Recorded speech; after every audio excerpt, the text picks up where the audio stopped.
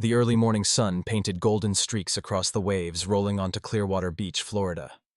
Seagulls circled above the damp sand, calling out as they scouted for breakfast scraps left by nighttime wanderers. A breeze carried the scent of salt and seaweed. The ocean, though calm, held its usual mysteries. 12-year-old Lily Gardner walked along the shoreline with her father, Matt, as they did every Saturday. It was their tradition, one born from Matt's desire to instill love for nature in his daughter. Lily, a curious girl with sandy hair tied in a messy ponytail and freckles dancing across her cheeks, carried a small mesh bag where she collected bits of smooth sea glass and interesting shells. Matt carried a grabber tool and a trash bag for collecting plastic waste. It was a small mission, but to them, it mattered. They had almost turned back when Lily spotted something unusual near the edge of the surf, something green and unmoving.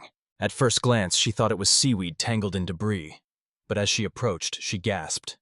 "Dad!" she cried. "It's a turtle!"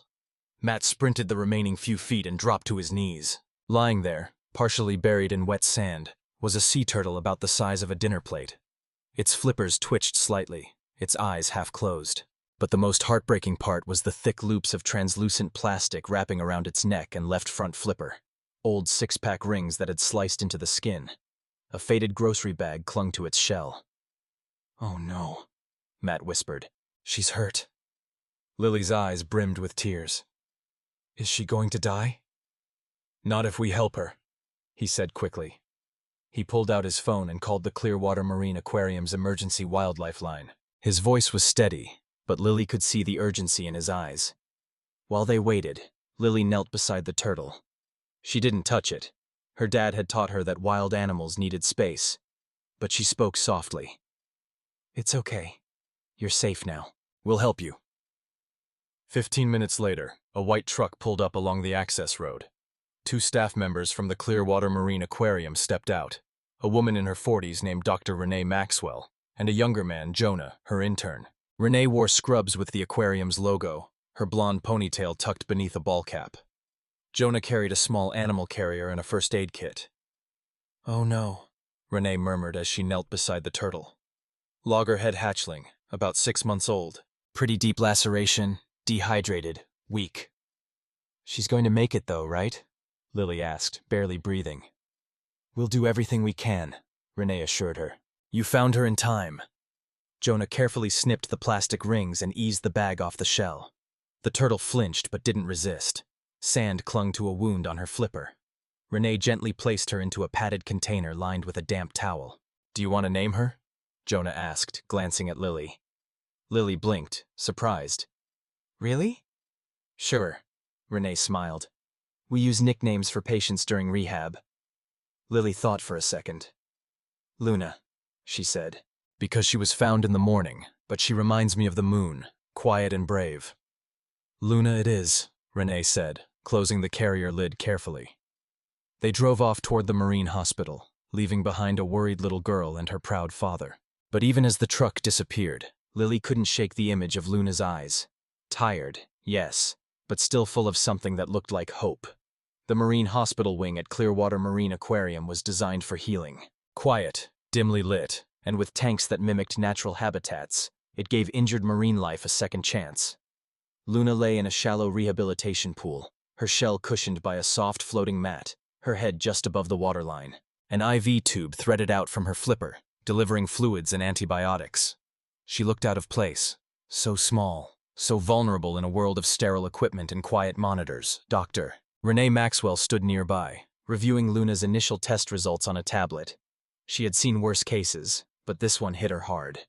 Perhaps because Luna was a hatchling, barely starting life. Perhaps because the plastic had nearly severed the flipper's blood flow. And perhaps because the little girl who'd found her had asked, no, begged, them to save her. "Vitals are stable," Renee murmured, speaking more to herself than to Jonah, her intern. Jonah leaned over the edge of the tank. "She hasn't moved much." "She's conserving energy," Renee said. Her white blood cell count was through the roof. "We'll need to monitor infection." "Do you think she'll lose the flipper?" he asked. Renee paused. "Too early to say. If the tissue is too far gone, she might have to adapt with 3. Some do, surprisingly well." Jonah frowned. "She's so young. It's awful to think she went through all this already." Plastic doesn't care how old you are, Renee said grimly. They worked in shifts around Luna, cleaning the wound, adjusting her saline-soaked wraps, massaging the flipper to encourage circulation. At night, they left a waterproof camera in place to monitor movement. Luna didn't swim, but she twitched now and then, tiny signs of resistance, of life. 3 days later, she opened her mouth and accepted a small piece of fish offered on forceps. It was a victory, a quiet one, but one that brought a smile to Jonah's tired face. "First bite," he whispered. Renee glanced over and nodded. She wants to live. Meanwhile, across town, Lily sat on her bed surrounded by turtle books and hand-drawn pictures taped to her wall. Her mom had printed out an email from the aquarium that morning, an update from Dr. Renee with a photo of Luna in her recovery tank. Lily had stared at the image for hours. "She's so small," she whispered to no one in particular. Matt entered the room with a mug of hot cocoa. "Another update?" Lily nodded, taking the mug. "They said she's eating now. That's good, right?" "It's very good." "Do you think I'll get to see her again?" Matt sat beside her. "If she gets stronger and they allow visitors, maybe." Lily bit her lip. "I hope she remembers me."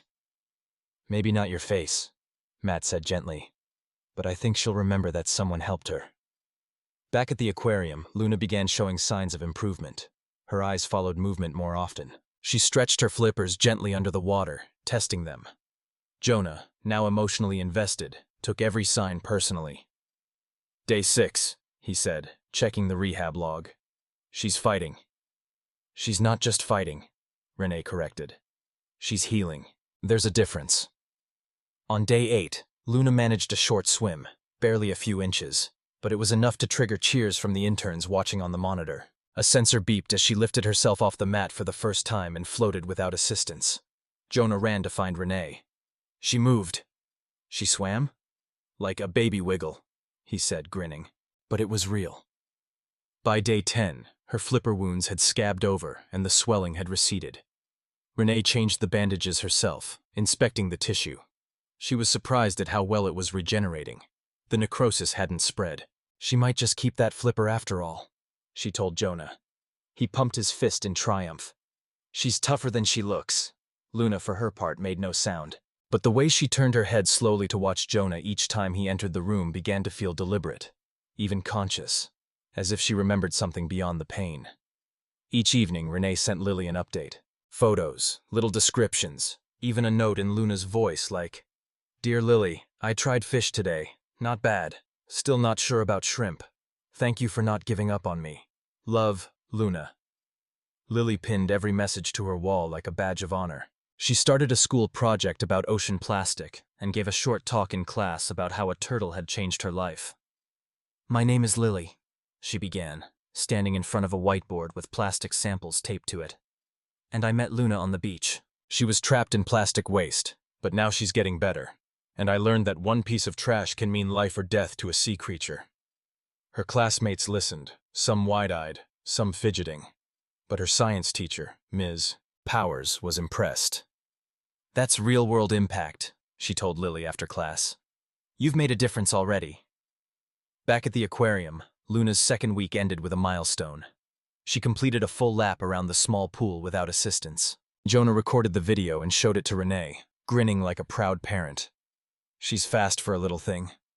"She's determined," Renee said. "She's ready for the next stage." Jonah blinked. "You mean the main rehab tank?" Renee nodded. "If she adapts there, we might be talking long-term recovery, maybe even a release." He smiled. "Lily's going to love hearing that." As they prepared to move Luna into the larger, deeper tank with a gentle current and environmental enrichment, Jonah whispered, "You've got this, girl." Luna blinked, floated silently, and paddled forward. The transfer into the main rehab tank happened on a Wednesday morning, just after sunrise.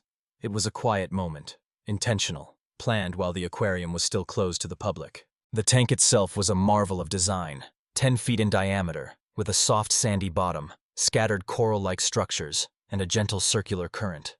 It was built to prepare marine animals for life back in the wild. Jonah carried Luna in a shallow basin, careful not to jostle her. Renee walked beside him, holding a clipboard and double-checking vitals. The team of 2 had come to function like a family. Luna was their smallest, quietest member. "Okay, little moon," Jonah whispered. "Let's see what you can do." He knelt by the tank's ledge and slowly tilted the basin, letting seawater flow over the edge until Luna slid gently into the current. She didn't struggle. She floated. Then she sank. Jonah's heart seized. But a second later, Luna kicked with her rear flippers and leveled herself out. She swam forward, slowly but steadily, exploring the perimeter of the tank like someone returning to a childhood home. "She's swimming," Renee said, her voice calm but filled with quiet pride. Over the next 10 minutes, Luna completed a full circle. She paused occasionally, resting near a soft patch of sand or investigating the artificial reef at the tank's center. The current was mild but constant. It required effort. That was the point. If she was going to make it in the wild, she'd need strength and coordination. "We'll start her on short sessions," Renee said. "Then gradually increase the current speed." Jonah grinned. "Like turtle boot camp." Luna's progress wasn't linear. Some days she swam eagerly. Other days she floated listlessly and refused food. Renee explained that this was normal. Healing wasn't a straight path. "She's still recovering from trauma," she told Jonah. "Physically and neurologically. The stress of entanglement, it does things, but she's resilient." 2 weeks into the tank training, Luna began responding more to stimulation. She chased food gently tossed in front of her. She explored corners of the tank she had once ignored. Most promising of all, she began using her injured flipper again. Awkwardly at first, then with growing confidence. Meanwhile, Lily counted the days on her calendar at home. She had named them Luna Days. Every update from Renee was marked in a journal she had started.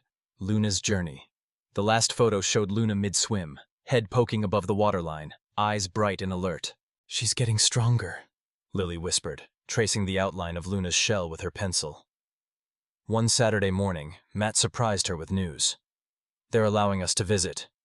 Lily looked up in shock. "The aquarium?" Matt nodded. "Only for a short tour. Private. Renee invited us." The following day, Lily stood at the viewing window of the rehab tank, her breath fogging the glass as she peered through. She spotted Luna quickly, gliding near the top of the water, then diving smoothly into the current. "She's so much bigger than I remember," Lily said. "She's doubled in size," Renee confirmed, smiling. "Healthy appetite and solid growth curve." Jonah approached with a tablet. "She also likes music. We play soft ocean sounds in the evenings. She becomes more active when we do." Lily giggled. "Like bedtime stories."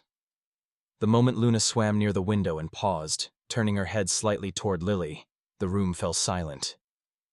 "Do you think she remembers me?" Lily whispered. Renee said gently, "She remembers kindness." "That stays." Matt placed a hand on his daughter's shoulder, and they watched in silence for a few more moments. Later that day, Jonah and Renee sat down in the staff room with a stack of medical charts, videos, and observations. "She's passed all the pre-release checklists," Jonah said. "Navigates well, eats on her own, responds to live prey simulations. Wounds healed completely." "She's ready," Renee said slowly. "Almost." Jonah tilted his head. "Almost?" "We need to test open water response," she said. "Simulated wild conditions, cold bursts, deeper dives." "You're thinking the Gulf?" Renee nodded. "There's a field enclosure near Honeymoon Island. It's perfect for monitored pre-release." Jonah's eyes lit up. "We could take her there next week. She'll either prove she's ready or tell us she needs more time." When Renee emailed Lily the news that Luna might be released soon, the reply came almost instantly. "Can I be there? Please. I want to say goodbye. Or good luck. Or whatever it is you say when you love something but have to let it go." Renee smiled at the screen. "Yes," she typed back. "You deserve to be there." 1 week later, as the sun climbed over the Florida coastline, Luna was carefully moved into a travel container lined with saltwater-soaked towels. A vet tech monitored her vitals while Jonah drove the rescue van. Lily, Matt, and Renee followed in a second vehicle. At Honeymoon Island, the tide was rolling in gently. The field enclosure, a floating pen in the shallow inlet, bobbed softly in the waves. Surrounded by a mesh barrier, it offered natural seawater, real currents, and the scent of the wild beyond. Jonah knelt at the edge of the pen and opened the container. Luna blinked in the sunlight. "You've come a long way, little moon," he whispered. With a gentle push, she slipped into the water. The difference was immediate. Luna stretched all 4 flippers and swam, not just calmly, but eagerly, darting forward like she remembered this place from another life. Lily stood barefoot in the sand, holding her dad's hand tightly.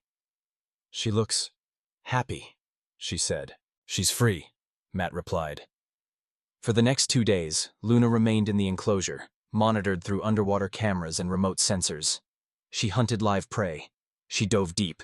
She adapted. And when Renee reviewed the footage that final night, she turned to Jonah and said just one word: "Ready." The morning of Luna's release was still and cloudless, as if the sky itself had paused in anticipation. The Gulf of Mexico shimmered in gentle turquoise, waves breaking like whispers on the white sand of Honeymoon Island. A small group stood gathered near the floating pen: Dr. Renee Maxwell, Jonah, 2 other volunteers from the Clearwater Marine Aquarium, and, at Renee's special invitation, Lily and Matt Gardner. Lily held her breath as they approached the pen. The same mesh enclosure that had served as Luna's training ground for the last 2 days now opened onto open water. It was time. Jonah knelt beside the edge, his face unusually solemn. "You sure you're ready, girl?" he said softly. Luna floated near the edge, her eyes calm and clear. She had spent the morning swimming fast, diving deep, and snapping at small fish that had made their way into the enclosure through the netting. She was more than ready. Renee looked over the final checklist one more time. Strong swimming, independent feeding, responsive navigation, no signs of infection, all boxes checked. She turned to Lily. "Do you want to say goodbye?" Lily stepped forward, her sneakers sinking slightly into the wet sand. Her voice trembled. "You're brave, Luna. I hope the ocean is kind to you, and I hope you remember me." Luna didn't respond, of course, but she hovered a moment longer near the edge of the pen, her eyes fixed on Lily in a way that made everyone stop and watch. Then, with a small flick of her flippers, she turned and glided toward the mouth of the pen. Renee gave a nod, and a volunteer pulled open the gate, letting the current flow through the barrier. The ocean welcomed Luna like a mother greeting a long-lost child. She hesitated only for a breath, then darted forward, out into open water. The group watched in silence as her small figure disappeared into the blue, sunlight dancing on her shell until she was just a shadow among the waves. And then gone. Jonah exhaled slowly. "There she goes." Lily wiped her eyes, not ashamed of the tears. "She's free now." Renee smiled gently. "Yes, she is." Back on the beach, Jonah secured the gate and the volunteers began packing up equipment. But for Lily, the moment felt sacred. A chapter closing. She sat quietly in the sand, drawing a turtle in the wet shore with her fingertip until the tide erased it. They didn't speak much on the drive back. Even Matt seemed subdued. It wasn't sadness, not really. It was the weight of something meaningful coming to an end. 3 weeks later, Jonah stood in the lab, staring at the satellite tracking screen. He refreshed the data feed again. Nothing. Still no signal from Luna's tag. "She's been offline too long," he muttered. Renee looked up from her desk. "You're checking again?" "It's been over 72 hours. Her last ping was 30 miles off the coast, then nothing." "Could be natural," Renee said. "Young turtles sometimes shed their trackers. The epoxy fails. Saltwater's harsh." Jonah shook his head. "Or something happened." Renee gave him a long look. "You can't protect them forever, Jonah. We gave her the best chance. That's all any of us can do." He turned back to the screen, frustrated. For weeks, Luna had been steadily moving along the coastline, northward, then looping back toward the panhandle. Then the signal stopped. He scrolled through the earlier data logs again. Her last transmission had been strong, battery level fine. The drop-off had been sudden, too sudden. He knew the dangers: boats, drift nets, predators, even storms. That night, he stayed after closing, sitting alone in the staff lounge, lights dimmed. He opened the aquarium's social media page and stared at the photo from Luna's release. Lily standing barefoot, the ocean behind her, eyes full of hope. Then he did something he hadn't planned. He wrote a message to Lily. To Lily Gardner. Subject: Update on Luna. "Hi Lily, I wanted to let you know that Luna's tracker stopped transmitting a few days ago. We don't know why. It could be that she shed it, or the signal was lost. I know this sounds scary, but please remember, she made it farther than most. She was strong, healthy, and smart. We hope she's out there now, swimming freely." I know she mattered a lot to you. She mattered to me too. I'll let you know if we get another signal. Jonah. Lily read the message at her kitchen table, lips pressed tight. For a while she just stared at the screen. Then she turned to her dad. Her tracker stopped. Matt looked up, alarmed. What does that mean? No one knows, she whispered. She might be gone. Matt sighed. Or she might be swimming somewhere without that thing glued to her back. Lily nodded slowly. I wanted to know she was okay. You did everything you could, Matt said gently. That's what matters. That night, Lily printed the last photo she had of Luna and taped it to her bedroom window. Below it, she wrote in black marker, "Wherever you are, be free." 10 days passed. The satellite tracker remained silent. Renee had logged the case as inactive, and the rehab team shifted their focus to new patients, 2 injured pelicans and a juvenile dolphin with propeller wounds. But Jonah couldn't let go. He checked the tracker logs every morning, hoping for a miracle blip. Nothing. Until the call came. It was early morning, and Jonah had just unlocked the doors to the aquarium when the front desk phone rang. He hesitated, then picked it up. Clearwater Marine Aquarium. This is Jonah. A gruff but polite voice answered, laced with a southern twang. Hey there, I'm calling from Franklin County down near Apalachicola. I think we've got one of your turtles. Jonah blinked. Sorry, what? We run a turtle watch program on St. George Island, the man continued. A young loggerhead washed up near the eastern point. Looks healthy, no injuries, but it's got an old scar on the front left flipper and, get this, a bit of epoxy residue on the carapace. No tag though. Might have lost it. Jonah's heart nearly stopped. Left flipper scar? He asked. Shell around 12 inches across? Kind of a crescent on the right side? That's the one. Responds well, pretty active. I'll be there in 6 hours. By mid-afternoon, Jonah had reached the Wildlife Center on St. George Island. The facility was small, mostly run by volunteers and part-time biologists.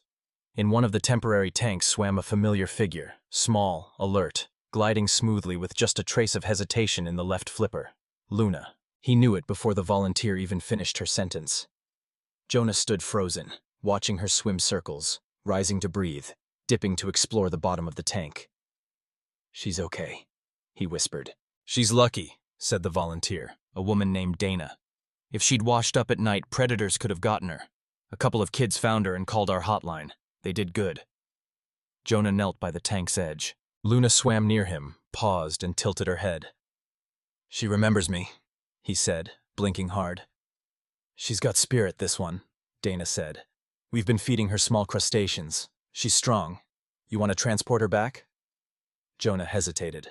She's not injured? Nope, but she's underweight for her size. Might have had trouble feeding out there.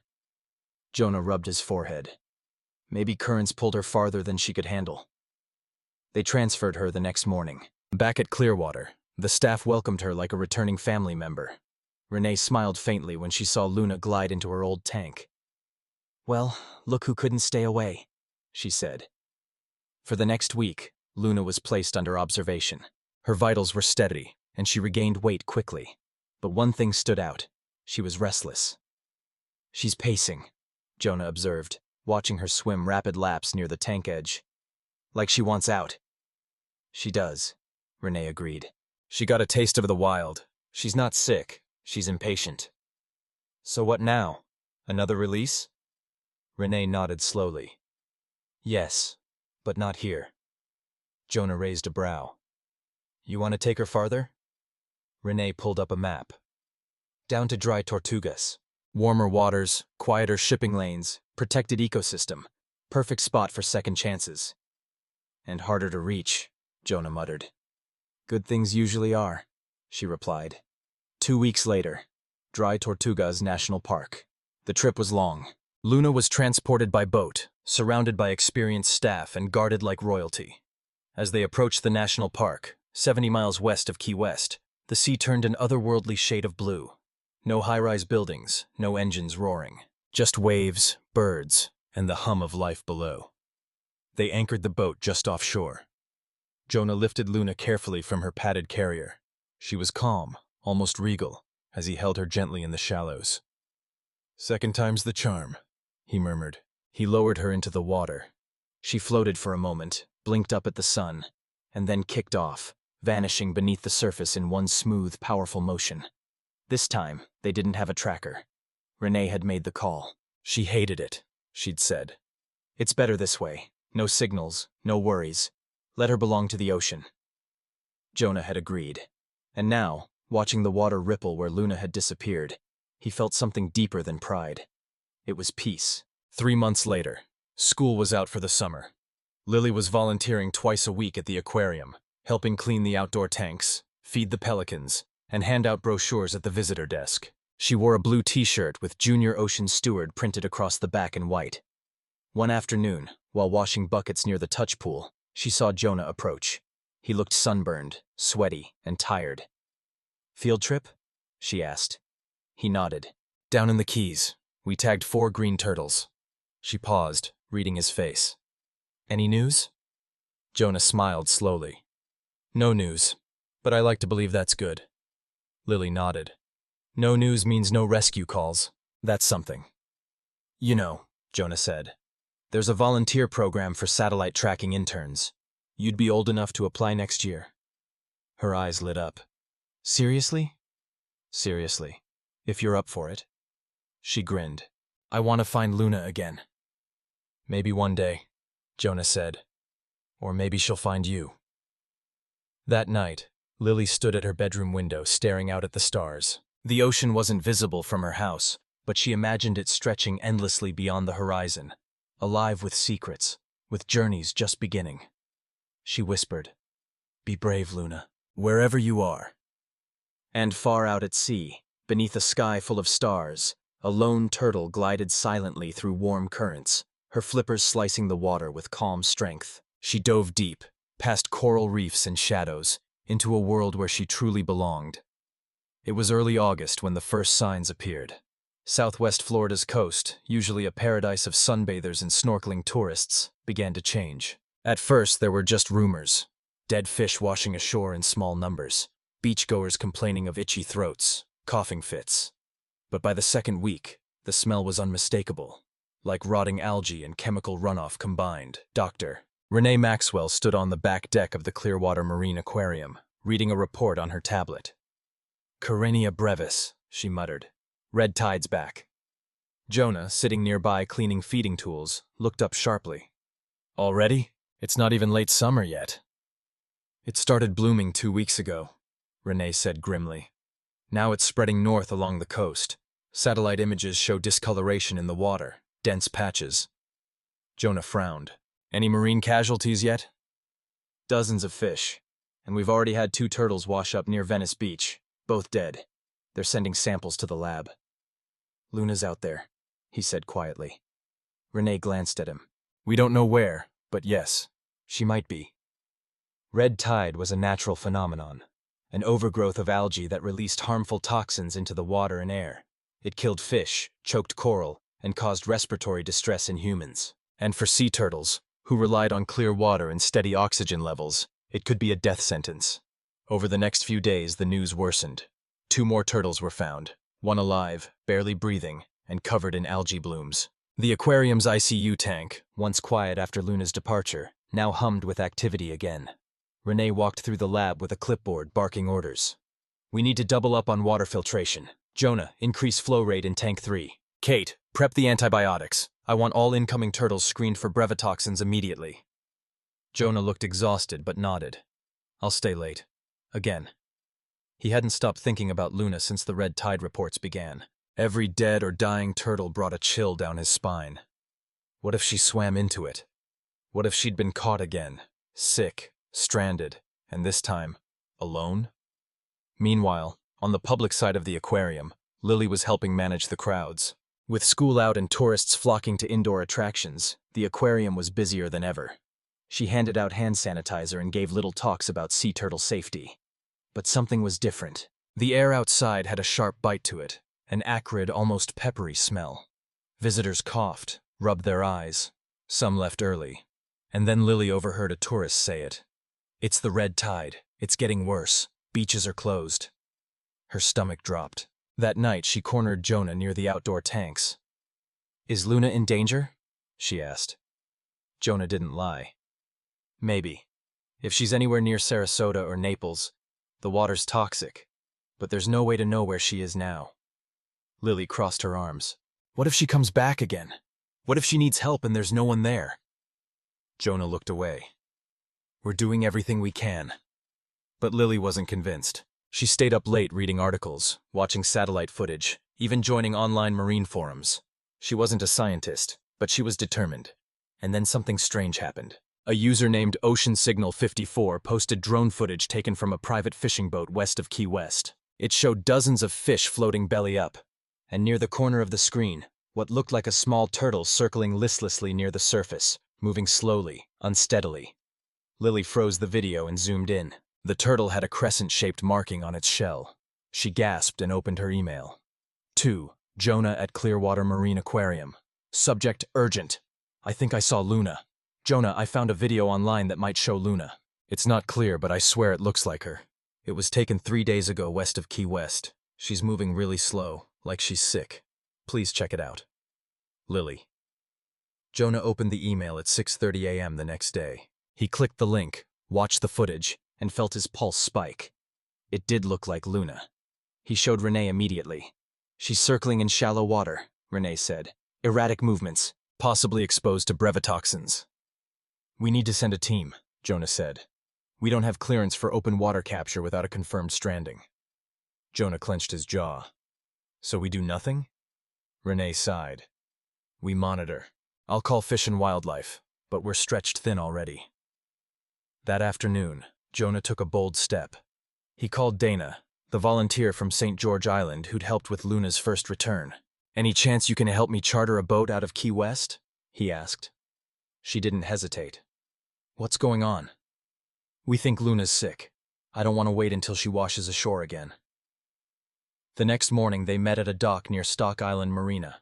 The captain, a wiry man named Levi, agreed to take them out to the coordinates from the video. The ride was long. 4 hours over open water, past coral reefs and abandoned buoys. The air smelled wrong, like copper and rotting seaweed. Dana coughed into her elbow. We're close, Jonah said, scanning the water. Then he saw it. A dark shape near the surface. It didn't dive when the boat approached. It didn't even move. He pointed. There! Levi cut the engine. Jonah and Dana jumped in, snorkeling gear on, paddling toward the shape. As they approached, Jonah's heart sank. It was Luna. She floated sideways, her movements sluggish. Her eyes were half closed.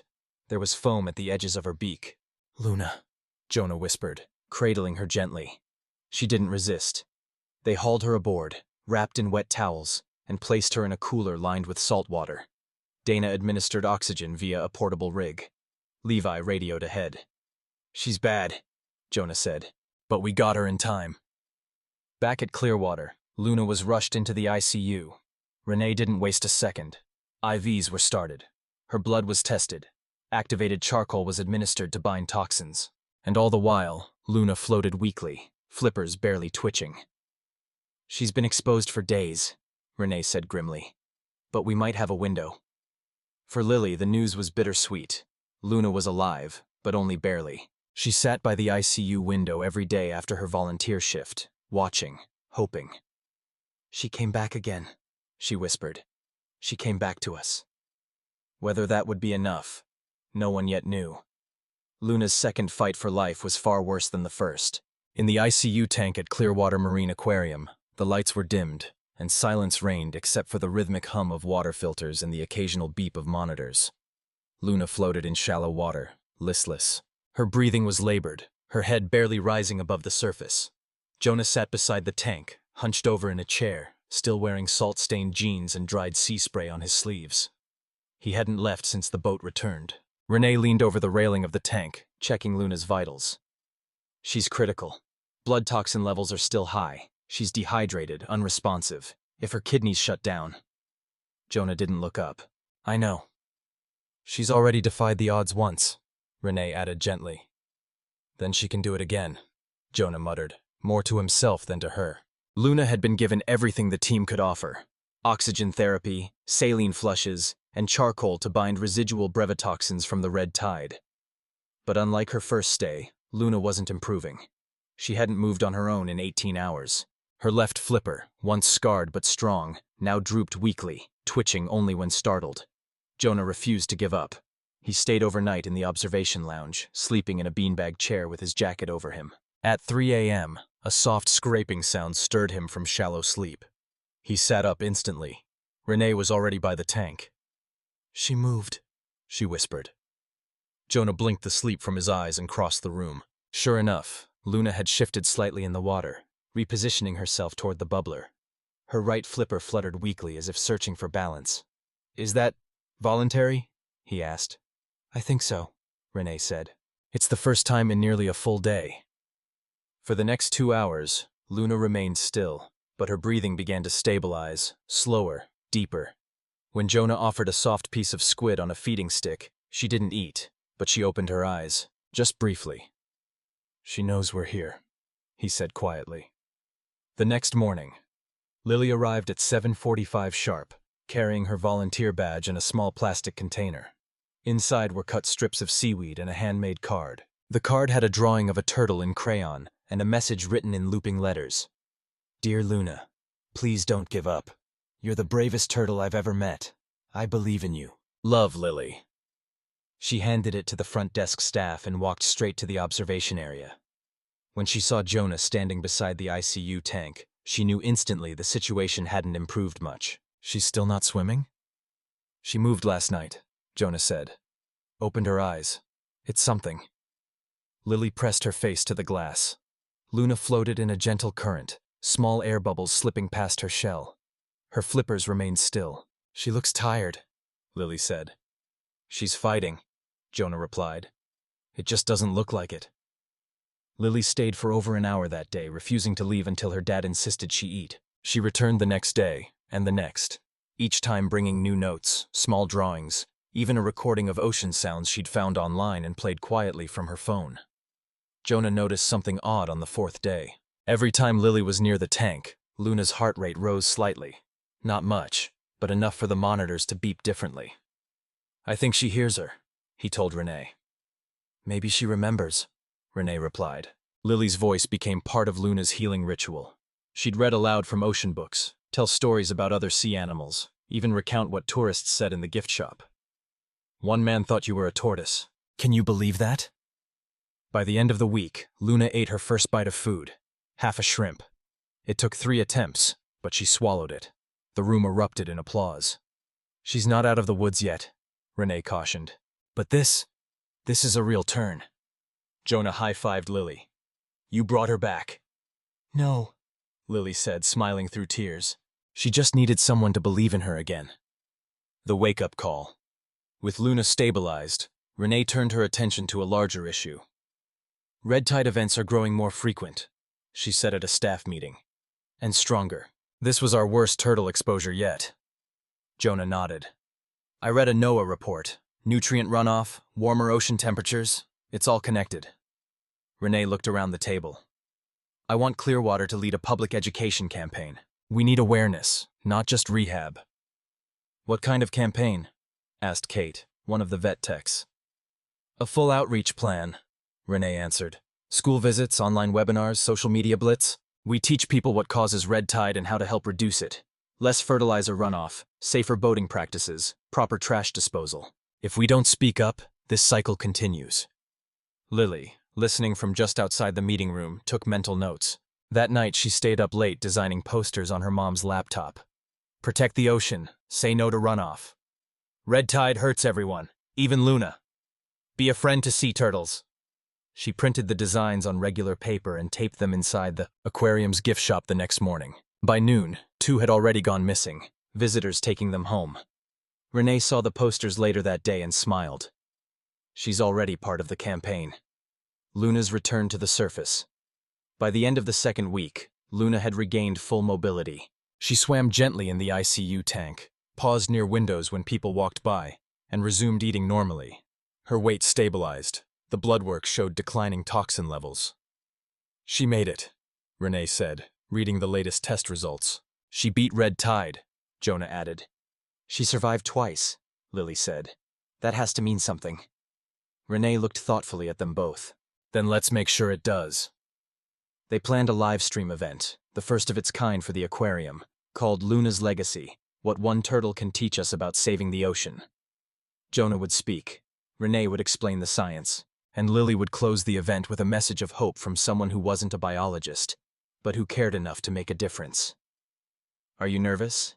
Jonah asked her backstage on the day of the stream. Lily clutched a note card in her hand, her voice trembling. "Yes. You'll be great. You really think people will care about what I say?" "I know they will." And she did. In front of a live audience, thousands of viewers on YouTube, and a packed aquarium theater, Lily stood under the lights and said, "Luna didn't survive just because we were smart. She survived because people didn't give up on her. And I think that's what the ocean needs too. People who don't give up. Even when it's hard. Even when it smells weird. Even when it hurts. I hope you'll be those people. I hope I can be too." The applause was thunderous. The campaign was a success. But even as they celebrated, no one could have guessed what news was coming next. 2 weeks after Luna's recovery, the aquarium's outreach campaign was gaining momentum. Schools across Florida were requesting virtual presentations. The video of Luna's story, narrated in part by Lily, had reached over 60,000 views online. Even a local news station came to do a segment, calling Luna Florida's miracle turtle. But then, as often happens when the sea is involved, peace did not last. Jonah was in the break room one morning, scrolling through marine wildlife alerts, when he saw the report. Unusual mortality event. Gulf Coast loggerhead strandings. Increased NOAA and FWC have issued a Level 2 advisory due to a 40% spike in strandings of juvenile sea turtles along the Big Bend coast. Possible causes: chemical pollutants, elevated algae toxicity, and sudden salinity drop. Jonah frowned. "That's not far from dry tortugas," he muttered. By the time he reached Renee's office, she was already reading the same report. "This is escalating," she said, pointing at the data. 13 strandings in the last 48 hours. Some survived, most didn't. Do we know what's causing it? Could be a convergence. Not just red tide, maybe fertilizer runoff from inland farms, plus stormwater discharge after last week's rain. Jonah ran a hand through his hair. "Any chance it's spreading south?" "I'd bet on it," she replied. He stared at her. "You think Luna's still out there?" "She's a wild turtle again. There's no way to know where she went after she recovered. She could be far from the coast, or right in the middle of this mess." That night, Jonah sat at his kitchen table, maps spread out in front of him, GPS pins marking the last known strandings. The pattern was clear. Whatever was happening, it was moving steadily southeast. The waters near the dry Tortugas, once ideal for rehab releases, could soon become just as deadly as the red tide zone they'd barely escaped. He called Dana. "Are you still working with the Turtle Watch group in the Keys?" "Yep. Why?" "I need updated sightings. Any turtles behaving strangely near the Tortugas or the Marquesas." She sighed. "That's a wide net." "I know, but I need to be sure Luna isn't caught in this again." "You're still tracking her, without a tag?" "I don't need a tracker to worry." Meanwhile, at Clearwater, Renee held a meeting the next day with senior staff. "We need to consider pulling any released juveniles from the area if we can find them, especially the ones from this year's program. If they haven't traveled too far offshore, we can net and relocate them north, maybe even coordinate with the Georgia Sea Turtle Center." "Voluntary recall?" Jonah asked. "That's never been done." "Neither has this kind of bloom pattern," she said. "If we sit back, we could lose the whole season's cohort." Jonah stood. "I want to try to find Luna." The room went quiet. Renee crossed her arms. "We don't even know if she's in that zone. She came back once. If she's near it, she'll know something's wrong." "And what if you get out there and find nothing? Or worse, what if she's already—" Jonah interrupted, firm. "Then I'll know I tried." There was a long silence. Finally, Renee nodded. "You'll need clearance, permits, a boat, satellite weather checks. I'll handle it." The plan. They scheduled a 3-day field operation, Jonah, Dana, and a rotating volunteer crew. Their goal was to patrol the boundary waters near dry Tortugas, search for juvenile loggerheads showing signs of distress, and tag any rescues. Luna, of course, had no tag, but Jonah insisted he'd know her if he saw her. He also had a gut feeling, the kind that didn't fit in reports or charts, but which had saved more than one animal over the years. They left at dawn on a Tuesday. The sea was deceptively beautiful, Crystal blue, warm wind. But the water samples told another story. Salinity was dropping. Plankton counts were erratic. On the first day, they spotted 2 juvenile greens showing sluggish movement. They netted and brought both aboard. Tests showed early toxin exposure, but no permanent damage. They were stabilized and transported to a mobile marine center on shore. 2 lives already, Dana said, tired but smiling. Worth it. But Jonah kept scanning the horizon. Still no Luna. Day 2. A storm brewed overnight. By sunrise, dark clouds hovered in the west, casting shadows over the water. Jonah stood on deck, binoculars in hand. Rain pelted the surface in thin needles. Dana struggled to hold course as the boat bobbed in rising waves. Then Jonah shouted, "There, at 11 o'clock!" A shape surfaced, barely visible in the chop. A turtle, medium-sized, alone. Jonah grabbed his gear and leapt into the water without a second thought. Dana shouted after him, but he didn't hear. The current pulled hard. Jonah swam fast, his mask fogging from exertion. The turtle floated sideways, then righted itself. It didn't dive. As he closed the distance, he saw the familiar crescent-shaped mark on the shell. "Luna!" he gasped through his snorkel. She looked thinner than before.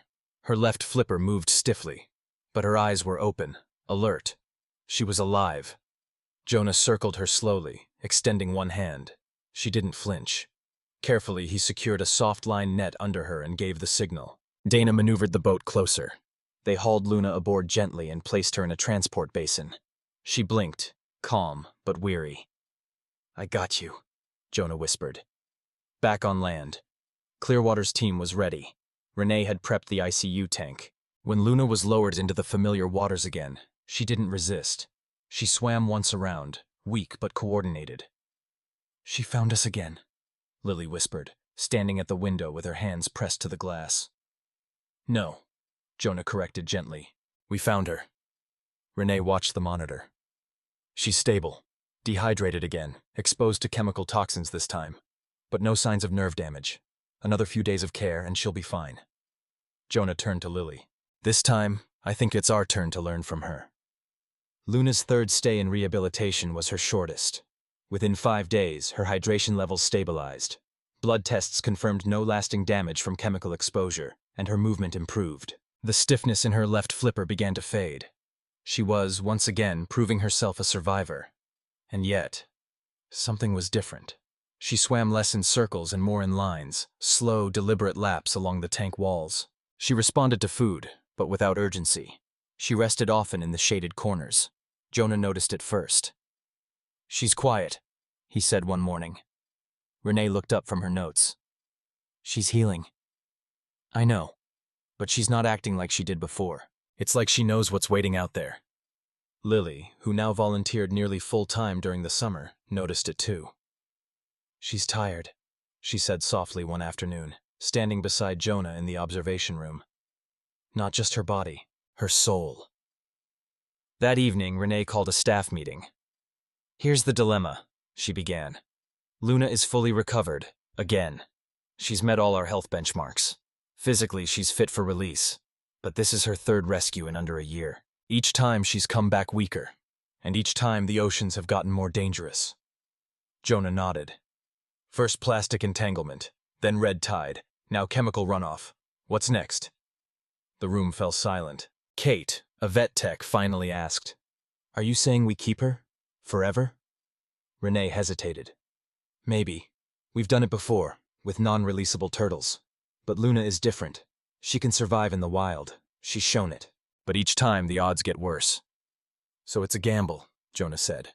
"Send her out knowing she might not come back again, or keep her in captivity where she's safe, but not free."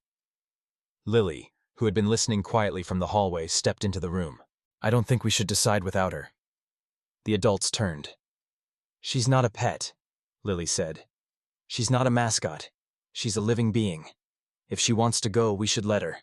Even if it's hard. Even if it hurts." Jonah stared at her. "You really think she'd choose that?" "I don't know," Lily admitted.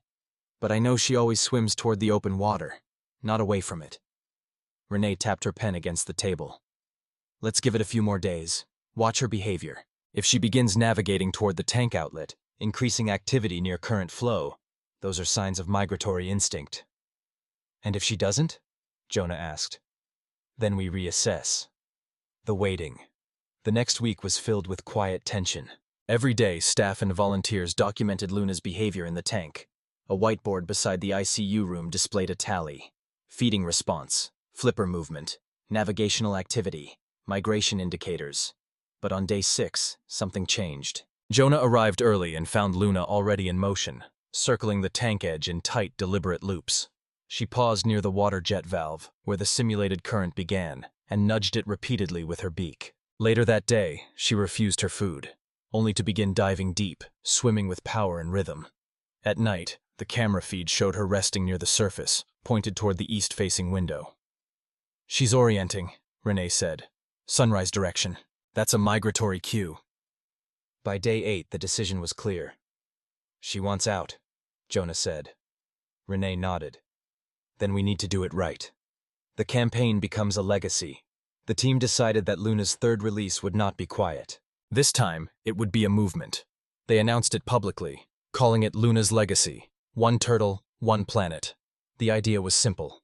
If Luna could survive everything humanity threw at the ocean, then maybe her journey could inspire real change. The plan included a documentary short film premiering at local theaters, a new curriculum for Florida schools focused on marine conservation, with Luna as the central figure, an annual coastal cleanup weekend branded Luna's Leap, encouraging families to collect shoreline plastics, and most importantly, her release live-streamed to the world.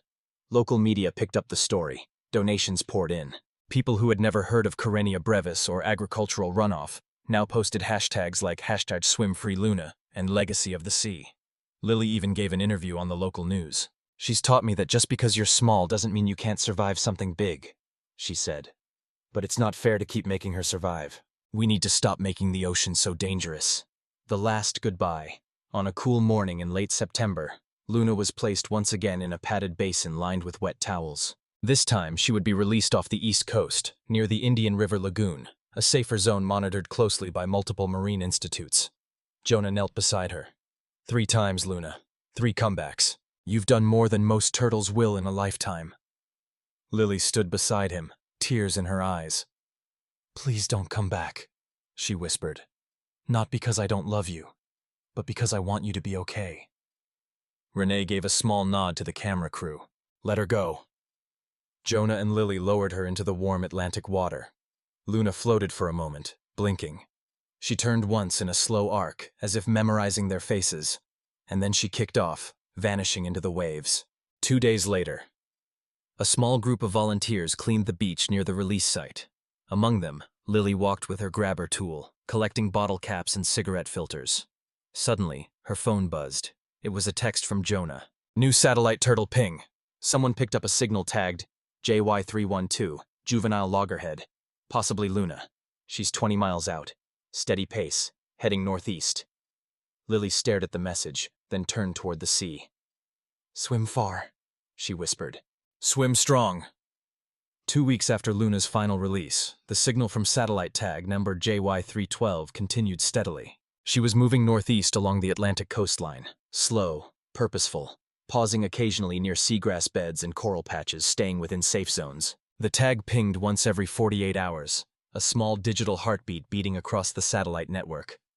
Jonah checked the log each morning like a ritual, marking her coordinates on a map pinned to the aquarium wall. "She's doing it," he said quietly one morning, watching the dot blink near Cape Canaveral. "She's really doing it." Renee stood beside him, sipping coffee. "I have to admit, I didn't think we'd see her out there again. Not this far. Maybe she's teaching us something we keep forgetting." Renee smiled. "That survival isn't just a physical act. It's a choice." At the aquarium, Luna was now the unofficial symbol of Clearwater Marine Aquarium. Her story played on loop in the lobby, her plush toys sold in the gift shop, and her face appeared in public school science rooms across Florida. The Luna's Legacy initiative had generated enough donations to fund the expansion of the Turtle Rehabilitation Wing. New tanks were installed, filtration systems upgraded, and a permanent exhibit on ocean pollution was opened, designed with help from Lily herself. On opening day, Lily stood in front of a crowd of parents, tourists, and local officials. Her voice trembled but didn't break. Luna isn't just a turtle. She's a messenger. She showed us what the ocean looks like when it's hurt, and what it sounds like when someone asks for help. I hope this space helps more people hear those calls. The audience applauded, but even in that joyful moment, a shadow loomed, the silence. 4 weeks after the release, the satellite pings stopped. No signal from Luna. Jonah checked the system 5 times that day. He reset the tracker. Nothing. At first, he told himself it was temporary. Storm clouds, a solar flare, a malfunctioning antenna. But after 4 days of silence, he knew. She was gone again. He didn't speak of it for a while, not even to Renee. Instead, he kept watching the coastline updates, scanning marine reports, hoping for news. None came. One night, he sat by himself in the staff lounge, staring at the last recorded location, a small circle in the open sea. A place no boat had reason to visit. A place between nothing and nowhere. She was strong, he said aloud. She knew how to survive. Renee entered quietly. And sometimes, the ocean just takes them. He looked at her. You think she's... Renee didn't answer. That night, Jonah finally sent Lily a message. To Lily Gardner. Subject, Luna's signal. Hi Lily, I wanted to let you know that Luna's tracker stopped pinging about a week ago. We don't know why. It's possible the tag fell off again, or that she's diving deeper than expected, or it's possible she's not out there anymore. I know how much she meant to you. I just thought you should know. Jonah. Lily read the message 3 times. Then she closed her laptop, walked outside, and sat on the porch under the stars. She looked up at the moon and whispered, I hope it wasn't scary. I hope you weren't alone. Tears welled in her eyes, but she didn't cry. Instead, she opened her notebook and began writing. Even if Luna is gone, her tide never stopped moving. Every life she touched is part of the ocean now. Every story, every cleanup, every changed mind. She was one turtle, but she started something bigger. 1 month later, Jonah received a letter in the mail with a school logo he didn't recognize. Inside was a photo of a group of 3rd graders standing next to a beach mural they'd painted. In the center, a sea turtle with a crescent mark on its shell. Above it, painted in sky blue letters, Be brave like Luna. The back of the letter was signed by 21 children, each with their own drawing of the ocean. Jonah placed the letter on the wall beside the map and smiled. Epilogue. Somewhere in the deep, beneath the surface, in a warm current far from the coast, a sea turtle swam between reefs. Her shell bore faint scars. Her left flipper moved slightly out of sync with the right, but her stroke was steady, her heart strong. She dove deep into the blue. A school of fish scattered around her. Above her, the light shimmered like stars beneath the waves. She didn't have a name in this world, but somewhere, far away, people still whispered it. Luna.